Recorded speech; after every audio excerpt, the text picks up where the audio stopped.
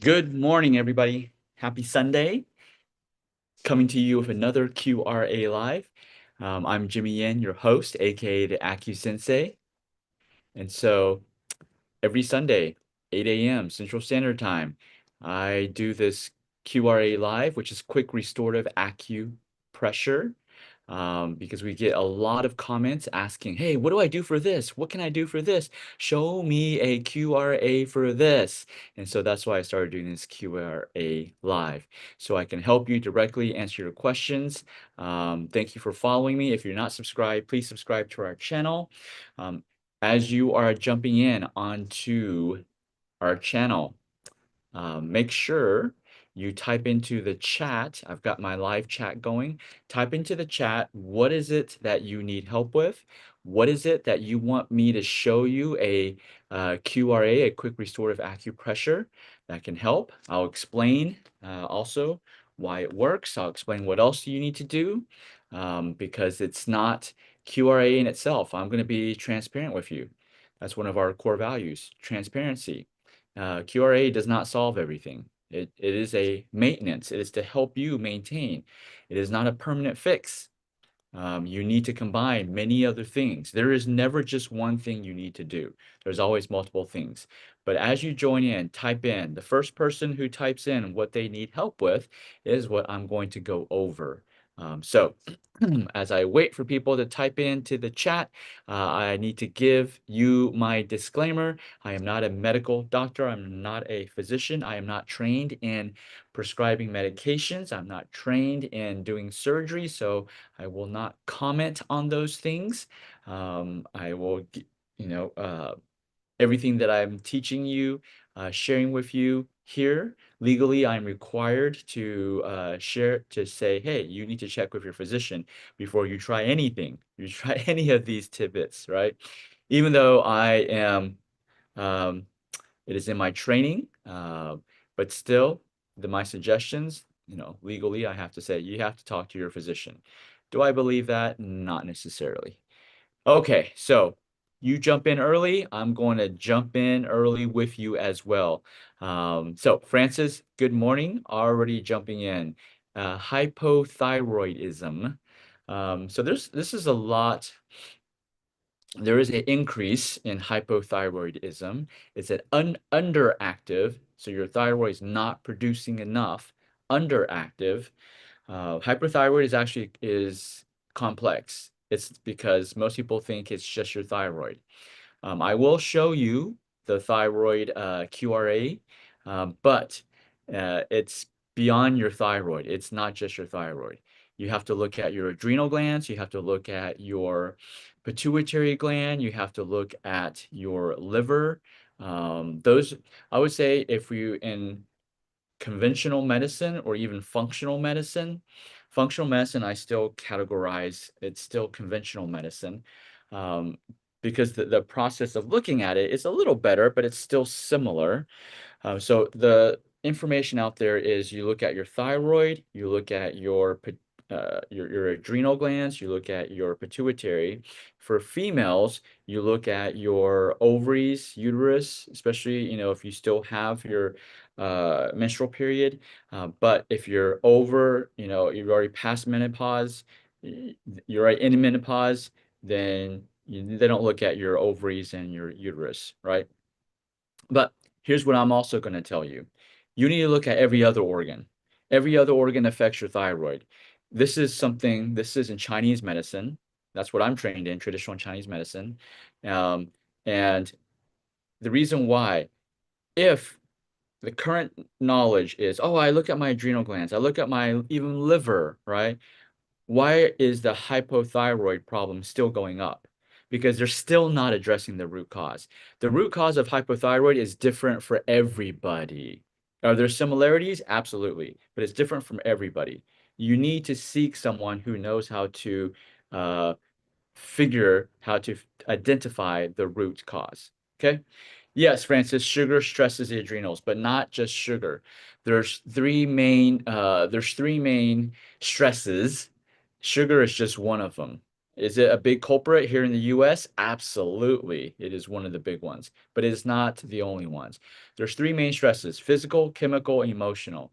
Sugar is a chemical stress. So a chemical stress is what you put. So it's sugar, it's caffeine, right? It's what you put in your mouth. Medication stress. Um, Recently, my dad, who's 84, um, he's going through some sinus issues, some polyps issues, and the physician gave him some antibiotics, and he doesn't take medications. He doesn't take medications, but for this time, he started taking the antibiotics, and because his body is not used to receiving medications from his whole, most of his life, taking these antibiotics is damaging his liver. His liver enzymes shot through the roof, right? And so that's why my point of saying that is medications can damage your liver as well because they got to be processed through your liver. Okay. So that's chemical stress. Physical stress is not enough exercise, too much exercise. Those are physical stress, right? So not enough exercise, too much exercise, not enough rest. Those all create stress. Um, so that's physical. I did chemical, physical, emotional. Emotional, we know. Emotional is, okay, you get stressed out. Okay. It's not other people stress you out. Nobody can stress you out. Did you realize that? Nobody can stress you out. You allow other people to stress you out. When people don't do things the way you want them to do it, that doesn't have to stress you out. You could let it go, but most of us, I know it's easier said than done, most of us do not let it go, and we allow that to stress us. So those three things stress your adrenal glands, but they don't just stress your adrenal glands, they also stress your liver, right? And also your other organs. Okay. So, but let's come back to uh, the reason why I'm talking a lot for hypothyroid, because it is complex. It is not just a simple thing, right?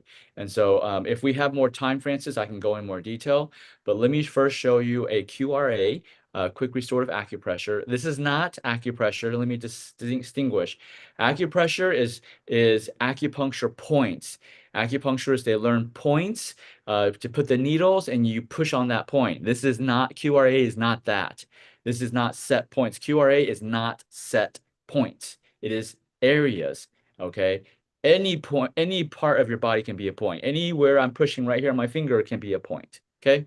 And so let's talk about my finger. Why don't we use our hand for QRA, okay? Last week I used the wrist for QRA, but you can use your hand as well, okay? So your hand, okay? I'm going to use the whole hand. So the whole hand is if we say the tips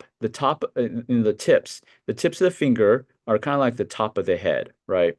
And so if we use our fingers as the whole head, then underneath in this area right here, like like in the palm where you get the callus, right? This area right here, if you can see me point to it, right? This area corresponds to your neck area, this whole area right here, neck area. And so our neck area, that's where our thyroid gland is, right? Now, our thyroid gland is something that's smushy, gushy, right? It's not something that's hard. It's not a bone, okay? So if you're going to want to stimulate, do a QRA for your thyroid, you want to find the squishy part, right? You don't want to push on the bone, because if you push on the bone, it corresponds to actually your spine, your cervical spine, your neck. So you want to push in between the squishy areas. Any part of these squishy areas can stimulate blood to your thyroid. Okay. And so in between the bones, and even here, right? Here's a big spot right here. You can squish here in between. Ooh, mine's very tender. So you can squish here, right? Squish here in between the bones, the squishy part. This will stimulate blood to your thyroid gland because it's an image, it's a mirror image. And so if you have some people who have hypothyroid or hyper, they feel like it's a swallowing, like something's inhibiting their swallowing. They feel like it's swollen. You push into here every single day, right? Every single day as much as you want. When you're waiting, I don't know, you're waiting in an office, waiting for a meeting, push on here. Just push through here. Both hands. Don't just stick with one hand. That will stimulate blood to your thyroid. Okay. Now, let's go to the liver. Okay. The liver, which is another organ that affects your thyroid, right? Why? Because here's what, this is what functional medicine practitioners will teach you, and this is what they're great at. They'll teach you these additional processes that happen in your body, right? So our bodies produce two types of thyroid hormone. One is T4, you've probably heard it. One is called T4, one is called T3. I like to use the analogy of gasoline. Okay. Our cars, um, our cars run on gasoline. Okay. I'm not talking about the electric cars, I'm talking about just the gasoline cars. So where do we get gasoline? We get gasoline besides from the pump. Okay. We get it from the pump, but what are we pumping? What's in that pump? Where do we get the gasoline from the pump? Gasoline is I would say processed, refined from crude oil. Like they drill oil in the ground, right? Like here in Texas, we have some oil, especially West Texas. They drill the oil. That's crude oil. That's the raw oil. But you can't just put the raw oil into your car and then drive your car, right? It probably won't go too far and it'll break down really soon. Okay, so that means your car cannot use the raw crude oil. So what does it need to do? So that's why chemical engineers, they need to get the raw crude oil and process it, refine it, and convert it into a usable gasoline. That's what's in the pump, and that's what we pump into our car. And then we can use that usable gasoline. Okay, so we have crude oil converted into usable gasoline. Hopefully that y'all are following me here. The thyroid hormones are exactly the same. We have a crude oil thyroid hormone. We have a gasoline thyroid hormone. Crude oil is called T4. Our bodies cannot instantly, it can only use a little bit of it, but our bodies do not run on crude oil, T4. Our bodies run on T3, which is gasoline. Okay, analogy. So T4 needs to be converted to T3. So just like crude oil needs to be converted to gasoline, our bodies run on gasoline, so T3. So where does that conversion occur? You may think it occurs here in your thyroid gland. Some of it does, but majority of that conversion, excuse me, does not occur in your thyroid gland. So when you have a hypothyroid problem, many times, like the hundreds of patients that we've treated in our clinic, many times the problem is not the thyroid, it's elsewhere. So if you try to solve your thyroid problem by addressing your thyroid, you're going to be taking medication for the rest of your life because the problem's not here. The problem is somewhere else. Okay, but let's come back. So where does that conversion happen? 60% or more, okay? 60% of that conversion from crude oil into gasoline, from T4 to T3, occurs in your liver. Liver. Okay, so your liver affects your thyroid, hypothyroid. If your liver is not working correctly and is not converting your crude oil, your T4 to your T3, you don't have enough gasoline to run. You can pump all the synthroid you want. Synthroid is only T4. Okay, you can pump all the crude oil into your body. It ain't gonna work. You're gonna still feel tired. But here's the thing. Physicians, even endocrinologists, they're using Synthroid is a 50-year-old treatment. Hasn't medicine evolved? Why is your endocrinologist still using a 50-year-old medicine? It's not because it works. Okay, I'm not going to get into that with the big pharma. Okay, so when your physician only gives you T4, even synthetic T4, like man-made T4, they are just pumping your body full of crude oil. It is no different from you go drilling your own oil well, and getting that oil from the ground and just putting it into your body. Okay? That's what your car is going to break down. That's why we have a epidemic of thyroid problems here in the US because the treatment's wrong. Okay? Um, Not necessarily fatty liver, Francis. Fatty liver prohibits anything. Anything that damages your liver will prevent your liver from converting your T4 to T3. Okay. So anything that damages your liver. So what damages your liver might be your next question. The thing that damages your liver are toxins. Everything has to be processed through your liver. What was the toxin that I just shared with you about my dad? He's taking antibiotics. He's taking medications for the first time, not the first time, but for the first time in like 50, 60 years, right? He's been taking medications. And so that damages your liver. Sugar, okay? White stuff, white bread, white rice, white bread, white potato, what else white? White sugar, obviously, high fructose corn syrup, okay, high fructose sugar, right? All these man-made sugar, processed foods, they all damage your liver.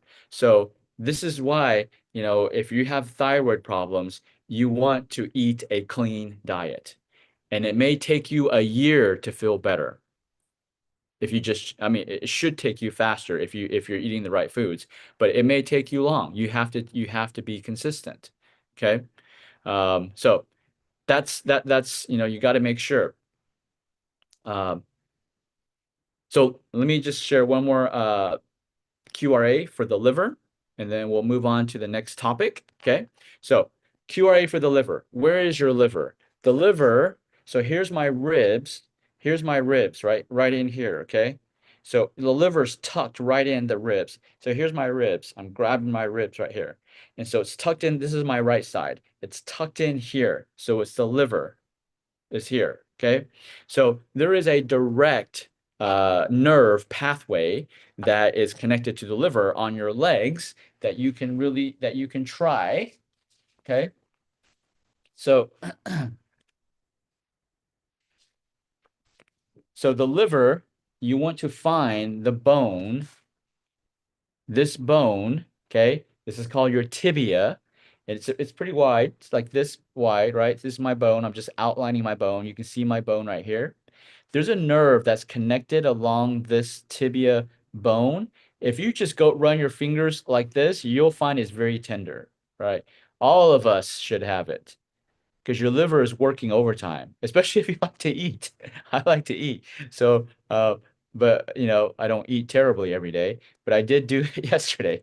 So this is why this is tender. You're gonna rub your finger along this bone, okay? So remember, it's this wide, so it's this wide, so you want to rub it. You can rub it here and just down, just the whole bone, rub it. You can even just use your whole finger, your whole knuckles along here. This you can rub it every day. It's going to be tender. Don't rub so hard initially, otherwise you're going to bruise yourself and it's going to be very sore. So rub one leg at a time and do this for 30 seconds every single day. This will stimulate blood flow to your liver, okay, to help your liver recover. Okay. So I didn't share. Why do you want blood? Why is QRA all about moving blood? Because all your nutrients are in your blood. Even if you want to detoxify your liver, you need to move blood to your liver because those toxins are carried in your blood vessel as well. Nutrients and waste is carried in your blood. Okay. So you want to move blood to that area so it can carry the waste to your intestines and to your kidneys so you can poop it out and you can pee it out. Okay, so that's why. All right, let me move on to the next topic. Oh, I spent a lot. Thank you. Dolores, good morning. Thank you for tuning in again. I consume too much sugar by raisins in my trail mix. A small palmful is, yeah, Dolores. So actually the liver, Dolores, what I just shared, my QRA for the liver on the shin, you need to do that like right now if you ate too much sugar, okay, by raisins. Yes, raisins have a lot of sugar, okay? You need to, dried fruit, I would stay away from dried fruit. Dried fruits, they evaporate the liquid, they only keep the sugar. Okay. Fruits do have fructose. Now, fructose, if it's eaten by itself, is terrible. It kills your liver. It's killing you. However, if you eat it as a fruit, like instead of eating raisins, you eat grapes.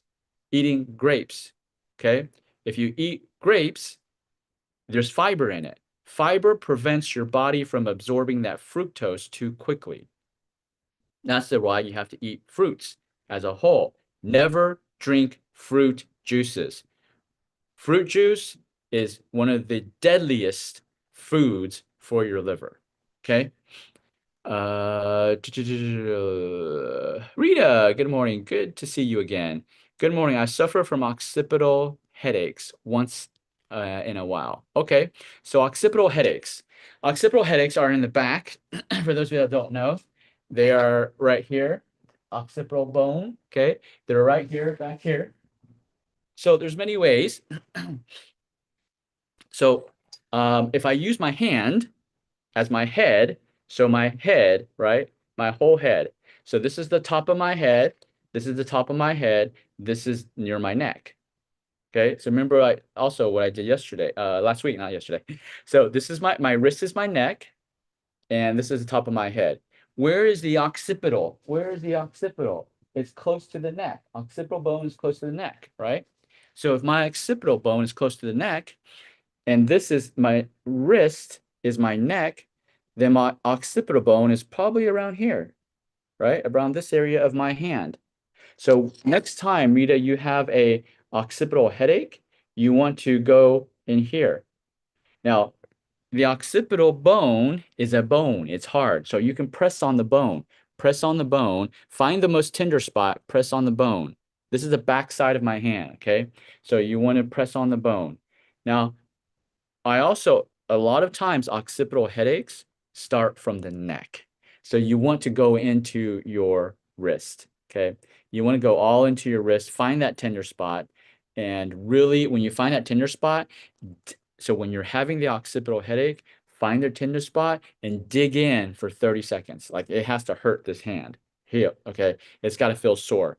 Dig into it, and then dig into it, and then move your neck around, and that headache should decrease. Okay.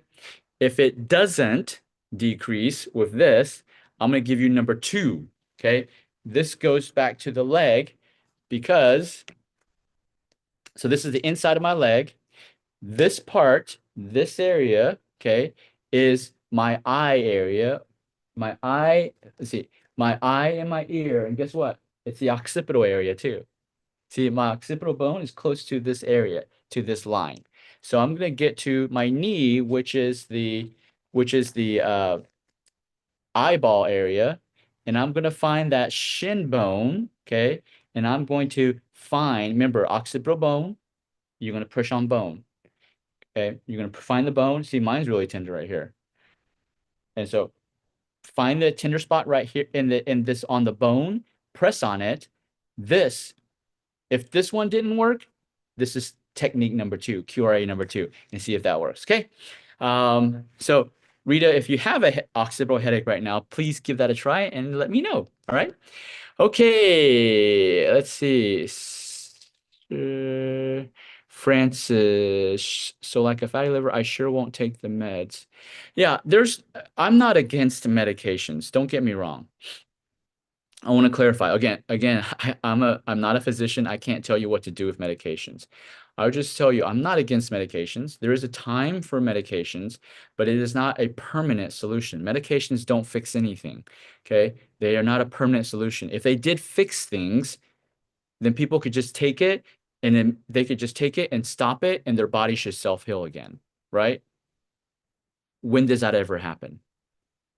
Have you ever taken a medication for a problem and then stopped taking it and that problem just went away? It doesn't, right? That's why I say it doesn't fix any things. So there is a time, I would say short-term benefit of medications. It works fast, okay? But you don't want to take it too long-term. At least that's not what I recommend. So I told my dad, hey, yeah, you can take the medication to get a specific result, and then we'll work on using Chinese herbs, nutrition, diet, lifestyle to get you off the medication so that your body can do it by itself. Okay, that's what I recommend for my dad. So That's what I recommend for our patients too, because we treat our patients like they are our family members. Okay. Great. Let's see. Live life better. Thank you for joining again. What's an alternative for fruit juice? Alternative for fruit juice is you can, I would say, fruit smoothie. You can put it in a smoothie. Okay. So fruit juice is basically it's like a juice extractor. Throw away your juice extractor. Those are terrible for you. Okay.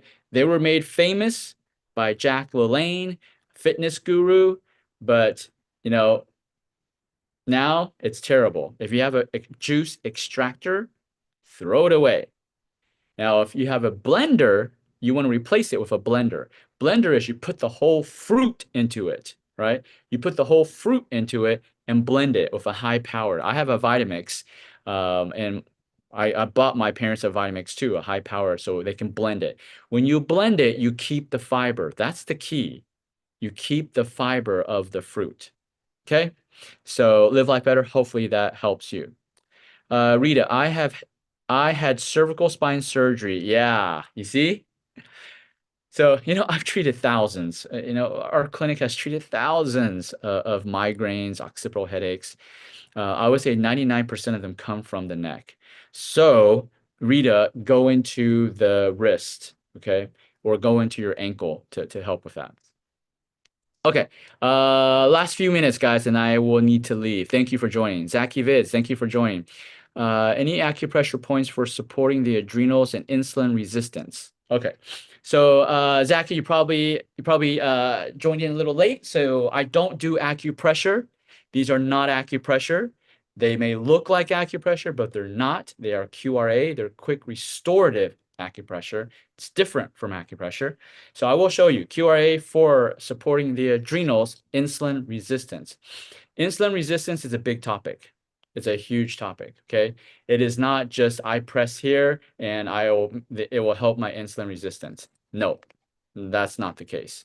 You need to figure out what is causing your insulin resistance besides you eating the wrong things. Assuming you're eating the right things and you still have insulin resistance, then you got to figure out which organs have been damaged by your eating before, okay?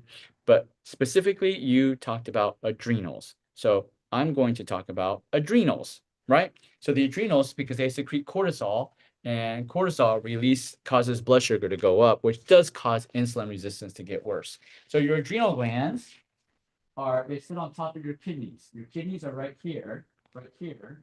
So they sit on top of your kidneys. So there's about this area right here. This area right here. So if I draw a line all the way around here, it goes actually to almost to my liver area, almost same place. So if I draw a line right here, and I'm going to use my arm, and I'm going to draw a line right here to my arm, okay? So I'm going to keep my hand here so you can see close up, close up, close up, close up. It's near my elbow. So you're going to press around your elbow, all around your elbow, inside, outside, all around your elbow, and this will stimulate blood to your adrenal glands. Okay. You can use both arms. Okay. Doesn't matter.